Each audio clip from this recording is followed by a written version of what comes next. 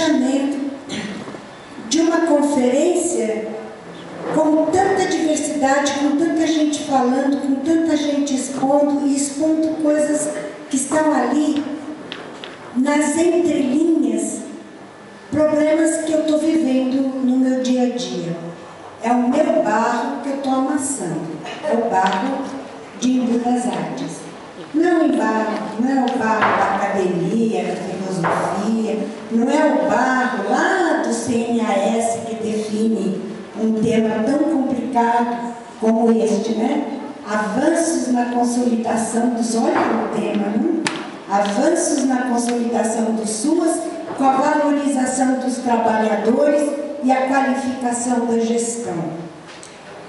É uma coisa muito complicada a gente discutir uma coisa tão grandiosa quando os nossos problemas eles estão muito perto da gente, eles estão ali no nosso dia a dia.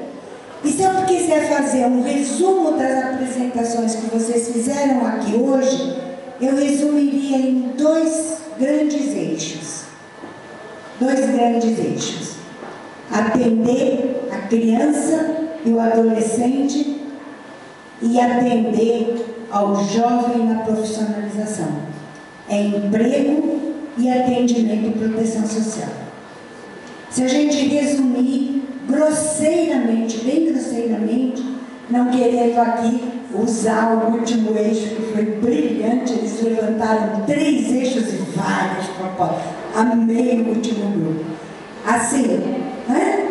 Era só 3, nós fizemos só 3, mas nós fizemos vários sub-itens nos 3. Grosseiramente, o grande problema da nossa vida está na nossa existência. Profissionalização e cuidar das nossas crianças. Né? E o nosso terceiro eixo